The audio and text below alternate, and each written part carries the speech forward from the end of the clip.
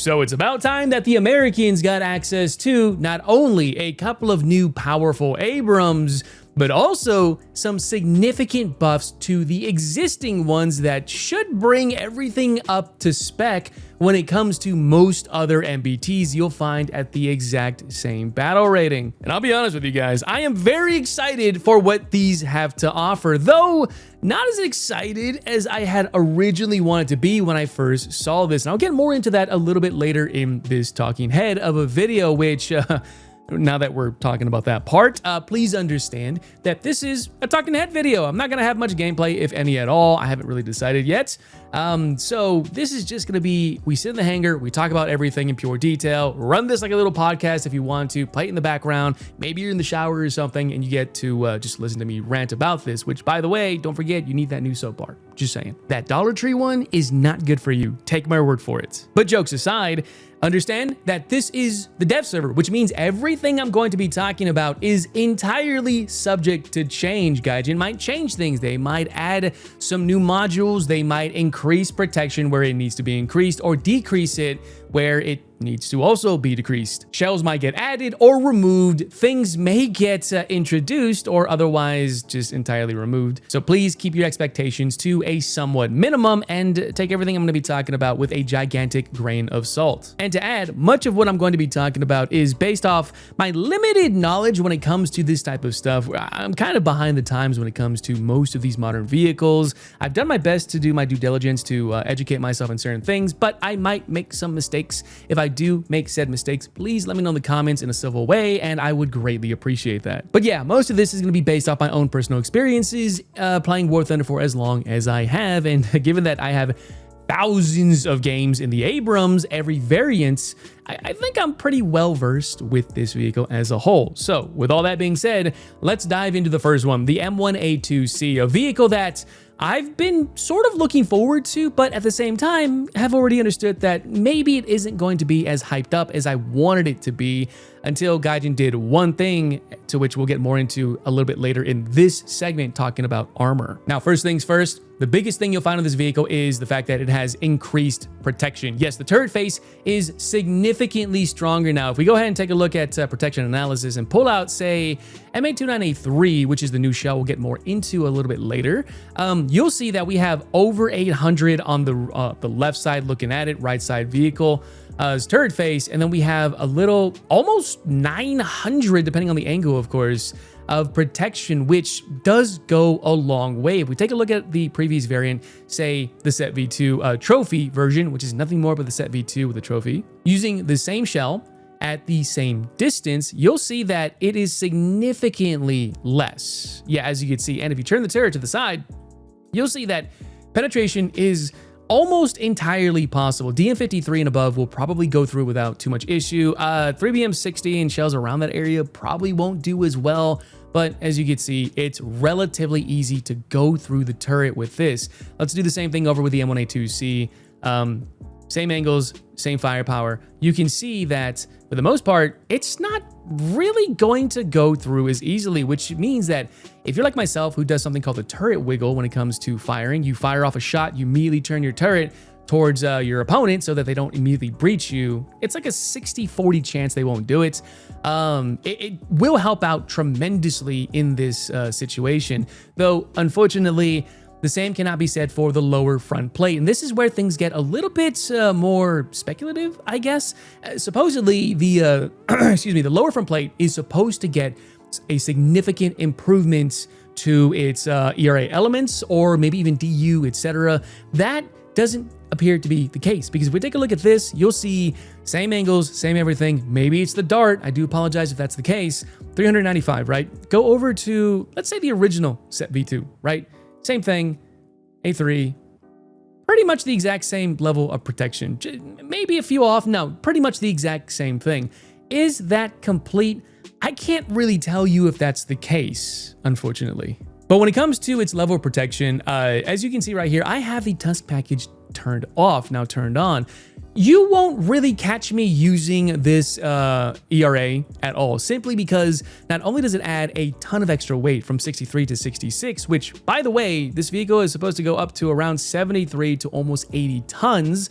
I think it depends on the packages, the trophy system, extra ERA elements, etc. Currently, as it stands, if you want to play this thing, you're going to have to weigh up to 66 tons, which does mitigate against mobility quite a bit, though, let's be honest here. This package doesn't really help that much. Sure, it's great against pretty much anything heat or tandem, but in truth, it doesn't really work well. And it's one of the many reasons as to why I very much enjoy the SEP Original, because you get to take off that tusk package. Yeah, you're a little bit less protected, but this thing is, in my opinion, was significantly better than its other counterparts. In fact, it still might be, because you also get improved firepower, which again, we'll get more into that in a quick second.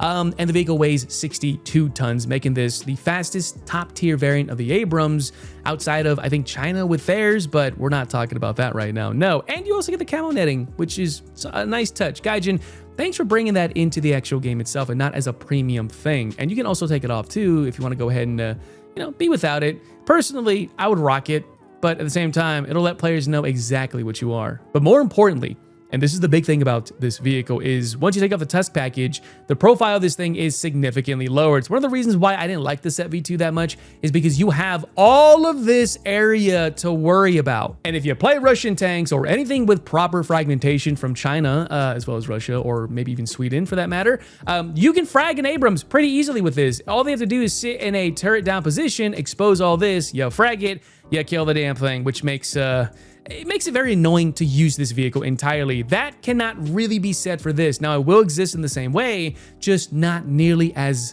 efficient. So you can bet when I do get this vehicle in my own hangar in the main game, I'm going to be using it exactly as you see it right here, camo and everything. Oh, and to add, because I nearly forgot, supposedly, and I wasn't able to confirm this through my own testing, you're going to have a significant buff to the turret ring area. It's supposed to go up to 144 millimeters, which means autocannon fire from, say, BMPTs aren't going to be as effective against this anymore. Now, how true that's going to be, I have no idea. They did show this off in the Russian dev. I wasn't able to witness it myself.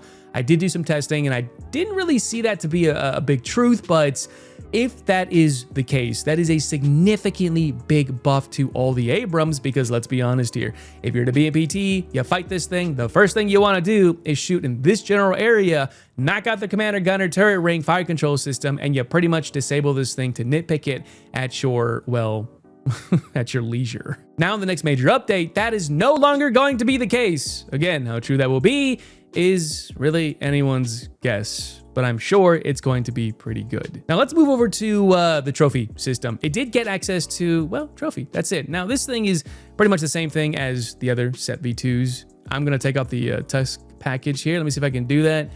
Yes, you can. And the only reason why you would want to play this thing is simply because it weighs less, of course, and, well, not compared to this anyways. And that trophy system is very, very nice. If you've been playing against the Lemur missile found on the Mi-28s, those things are the bane of top tier right now. This is going to help against it quite a bit, at least for a little bit. For now anyways. But this is pretty much the same as a SEP V2, just with the trophy. That's it. I'll sacrifice Tusk. I don't care for it, as you already know. But let's talk about its firepower. This is a big thing. Now, we did get access to a replacement, not an addition, a direct replacement to the A2 round, the M1A2's, which is just a little bit better compared to the A2, but it does have anti-ERA elements. I'm not going to say similar to that of DM53 because I'm not well versed in that. What that generally means for it, at least to my understanding, is the kinetic projectile is not going to have a breakaway tip, a proper breakaway tip, while still maintaining a proper penetrator below it. So basically ERA goes off, it breaks the penetrator, but it still has enough kinetic force as well as the stronger, more dense material near the center that's going to allow it to go through. That's my basic understanding of it. Correct me if I'm wrong. But how is that going to translate in War Thunder? Well, I did a bit of a test against such as the new T90M. In fact, let's go ahead and do that really quick while we're here. Protection analysis. I don't think it's going to work very well against Relict, to be honest, but you know, I guess we're going to find out shortly. M1A2C. Excuse me, it's a little flammy. There's a reason why I'm late today. because it was a very fun weekend. But as you can see that okay, this is contact 1 down here. I don't think it's gonna matter too much. I don't think this is gonna help too much. Is it modeled in the game? Probably not, to be honest. I mean, is it gonna help at an angle? Doesn't look like it's really going to do too much at said angle. Yeah, we've had shells be eaten just like that. Again, is this going to be highly effective against vehicles like this? Probably not. You're gonna wanna aim for the usual spots, right? Lower front plate, sprocket area, avoiding all that ERA, as you can see right here. And more importantly, just side shots. You know, it's the standard stuff. I'm not gonna trust the anti-ERA elements to it, but really, to each their own. Maybe it's not complete, who knows? And then we get access to a new type of shell. The, I don't know if it's new or not, to be honest, correct me if I'm wrong. The XM1147 programmable round. It allows you to use a remote fuse. I believe it has proxy to it too. Yes, it does. Timed fuse and impact fuse. Regrettably, this isn't something I'm going to be using too often, simply because you don't have access to, at least right now, to a programmable, or excuse me, what's it called? Optical lock system, part of the fire control system. So you don't have the IR lock as you would with the T90, other vehicles, etc., which is regrettable, unfortunately. And more importantly, you are missing access to the laser warning system. That might be added a little bit later. I'm sure it does have it. It just isn't here right now. But back over to firepower. Again, I don't really see myself using this too much. Instead, I like using this. It is a proxy round. This thing is amazing. If you've seen any bit of my gameplay for the Abrams, I pride myself using this thing against low-flying helicopters and even fixed-wing aircraft, even going Mach. I've had some pretty insane shots with this thing at some points. But I guess it's still nice to have something like this for lighter tanks such as anti-air systems, BMPs, etc. But I believe the M1A2's is the only one getting that new shell. Yep, it appears so. The SEP V2, let me take a look at that. Yep, M1A2 SEP, same exact thing. Again, we're not talking about the other variants of the Abrams found with Britain right now. We'll talk about those in their own separate videos. But in reality, and I know we're getting kind of like near the end, is this going to change the top tier environments? I think it might influence it just a little bit. The M1A2C is going to make things very interesting, no, to say the least. If Gaijin goes through with the turret ring buff on all the Abrams, it's going to make a significant difference against most most IFVs you'll find around this battle rating, except for vehicles like the 9040, which have a very good shell anyways.